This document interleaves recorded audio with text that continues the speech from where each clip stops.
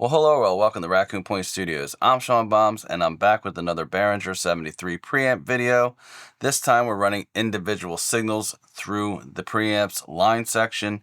We're going to see how it clips and saturates the signal.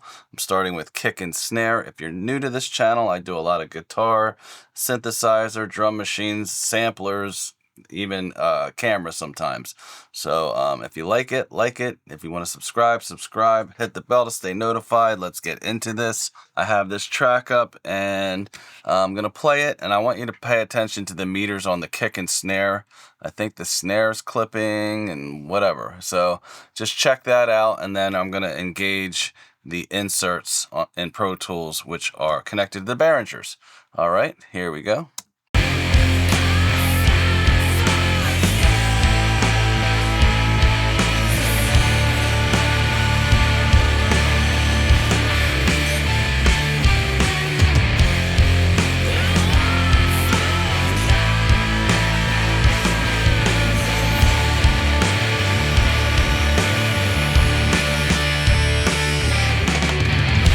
So not exactly clipping, but getting pretty close on that top snare right there. Let me highlight these so you really know what's going on.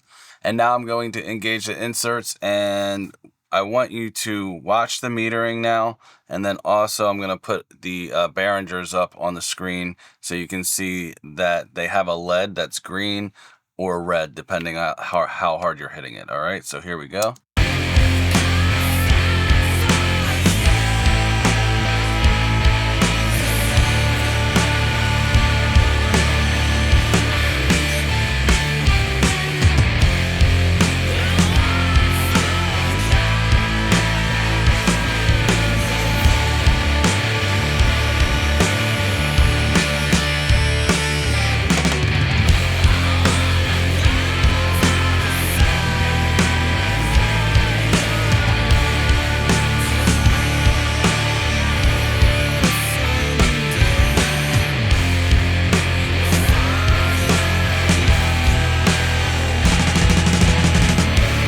Alright, so don't flame me in the comments for the drummers, because I'm the one that played drums on this demo of the song that my band never put out, blah, blah, blah, blah, blah. That was me. I'm not a drummer. I just, play one on YouTube sometimes. If you notice, the peaking was a lot lower when I engaged the Behringers, and also everything was a lot more thumpy. And I'm going to turn these off again so we can watch one more time.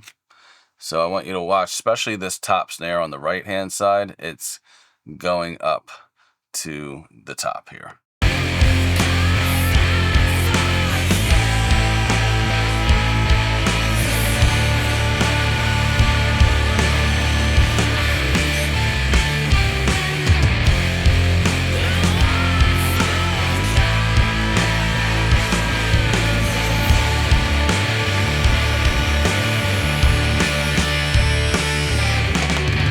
Alright, so it's peaking on the snare about negative 0.9, and the kick, the top one was -2.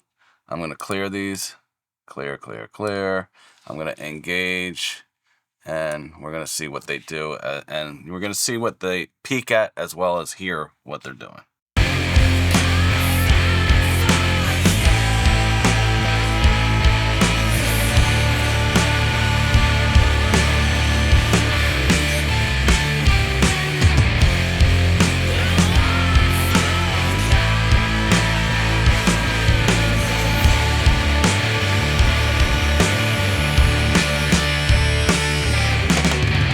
Alright, so you can see a big difference as far as where the peaks are. Now we're at -7.5 and -8.3 on the kick drum. So that's pretty crazy. If you want to saturate and at the same time tame your peaks, you can do it. Let me play these in solo for you.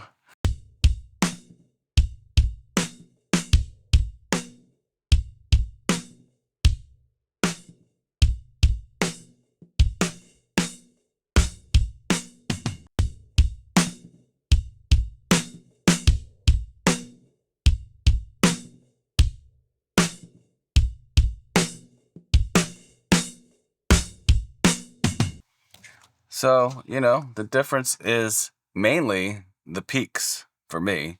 You can really control them. And I mean, yes, you are getting a little bit more oomph and everything like that. You're also getting a little bit more of that hi-hat in there with the extra saturation, which could be an issue later. But overall, I think if you want to clip some signals and get some headroom back and get a little bit more of that analog goodness or punch or saturation or whatever, you can do it with this easily. Let's see what happens when I put it on the drum group. So I'm going to just play the drums without it first so you can see.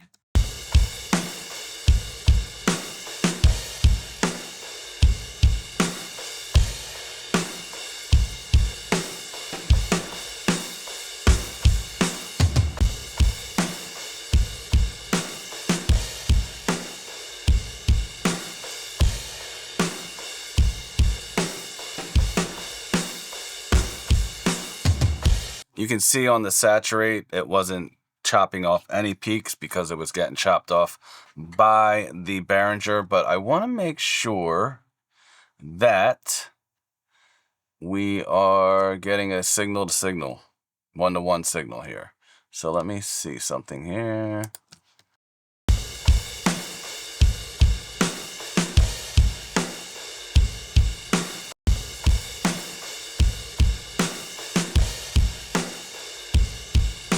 So basically it's clipping. It's also adding a little bit too much of that grit all together. You know, it can get a little harsh or, you know, a little too rattly. So let's see what happens when I ease off real quick. I'm going to go back to one click up and I'm going to see if this works here. Hopefully that works. All right.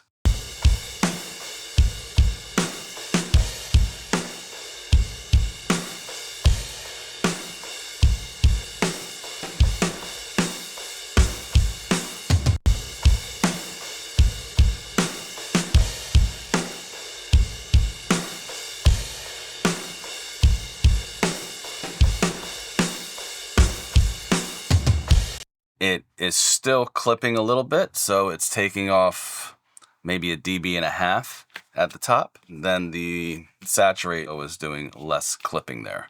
So it could be useful for that. It's also obviously adding some saturation to the whole kit without it being as gritty as the plus 20 was. So that's good to note. And this is all, you know, dependent on the level that you're feeding it as well, you know what I mean? Let's see what it does on this bass group.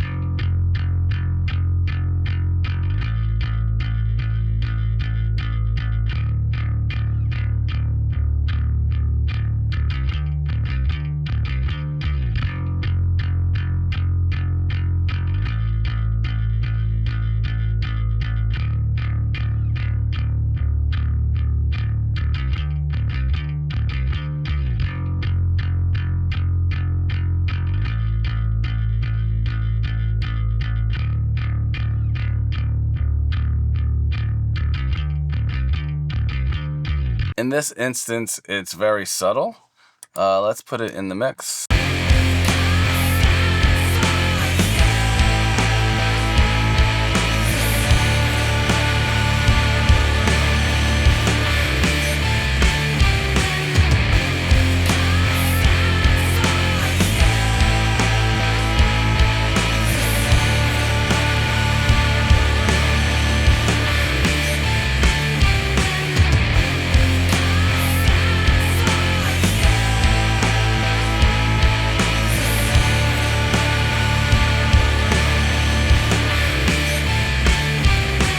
Yeah, you can hear it definitely when it's moving around. There's a lot more, I guess the saturation is just helping it to come out more without it getting in the way of anything. So again, another thing that could be useful, especially if you have nothing else. Want to try it on the guitars? Why not? It's only 2 guitars in this track. I'm going to just leave it where it's at.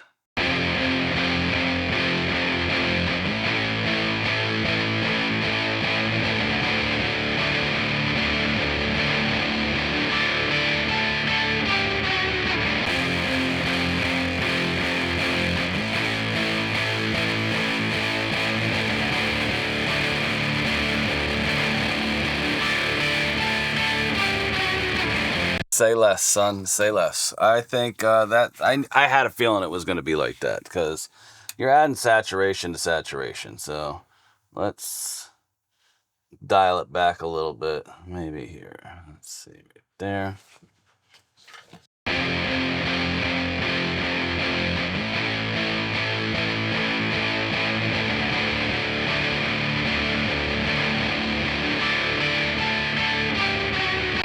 All right, that's better.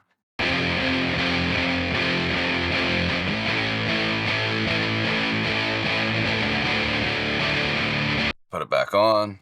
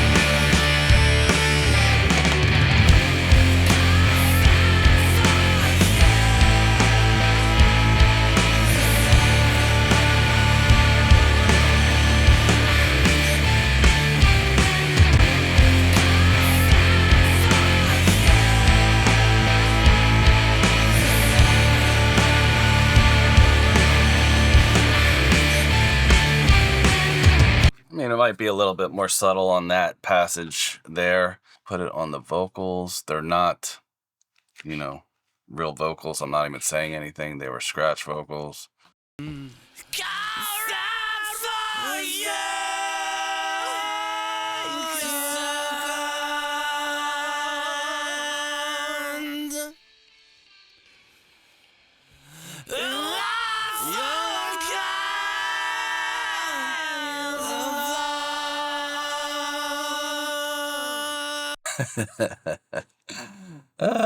I think I sang it 3 different times and then just let them all be together because I thought it was fun.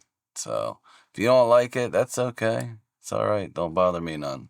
Here, let's find a different spot. I know that we've been listening to the one thing the whole time, but let's just go here because the vocals might work a little bit better here.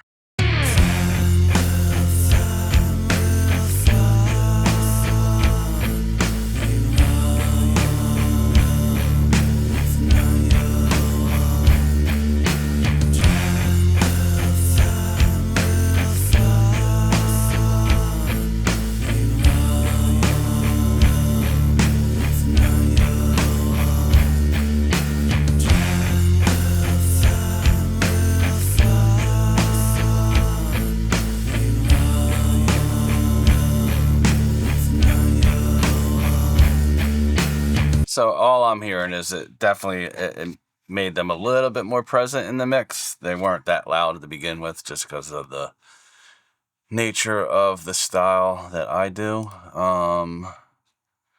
and what I'm into. But yeah, so it let them still stay underneath everything, but made them a little bit more present in the mix. So that's cool. Let's just end this off with the whole mix. Now, I know that this mix is already hot as fuck right now, so it's going to really saturate the shit out of these things. Let me go back to what we've been listening to, because that's what your ears are used to, so you'll really hear the difference.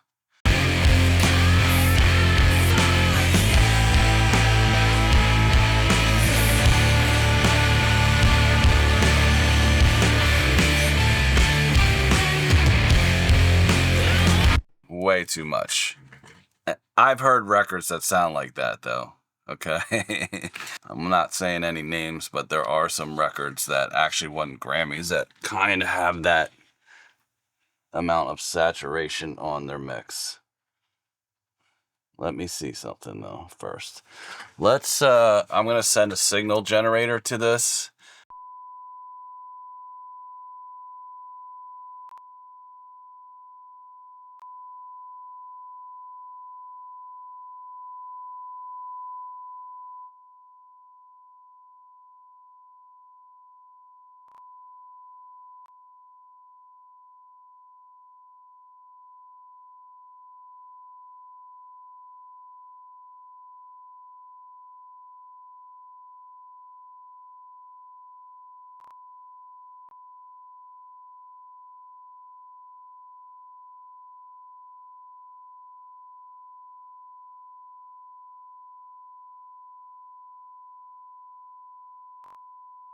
The thing I forgot to say in the beginning of this video is the Behringers hold up as far as tolerances go from the gain steps and to the trim. They actually line up evenly, and I bought them at separate times. So that's one thing to note. I don't know. I mean, I bought them within the same week, so your mileage may vary. If you buy one and then get one like months or a year later or something, maybe you would have a difference, but you know, this is the early batch, so that's good to know.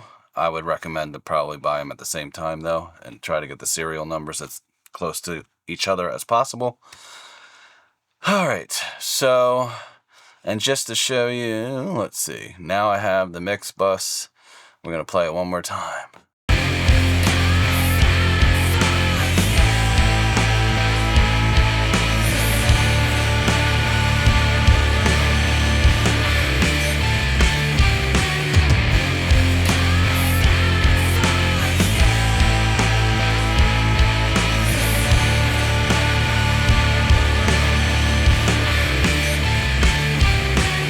So at plus 15, you are getting that clipping without as much distortion, noticeable, like extreme distortion.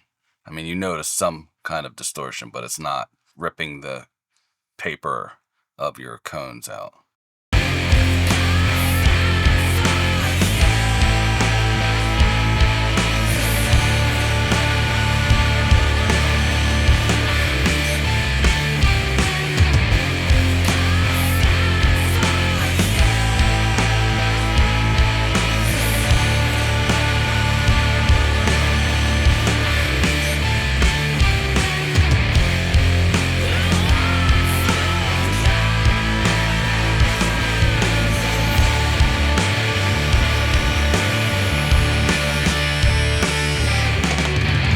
So yeah, I mean, it is definitely still distorting a little bit. You know, you gotta finagle it a bunch. It is definitely program dependent, frequency dependent. You know, certain things you can get away with hitting it harder than others. All right, let's try one more at 10 now. And I'm gonna send that signal through it again so I know what's going on. All right, so now I have them pretty close.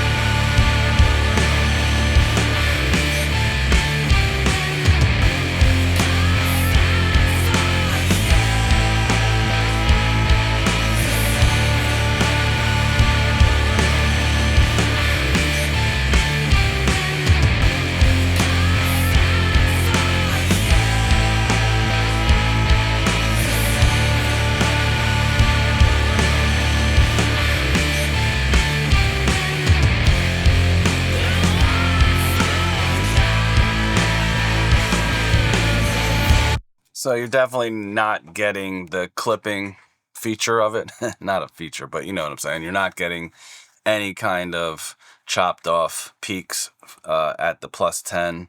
And this thing is hitting it really hard, actually. So that being said, you know, you're trying to kiss it, I guess. I guess it would be better to set it at maybe plus 15 and then ride into it a little bit.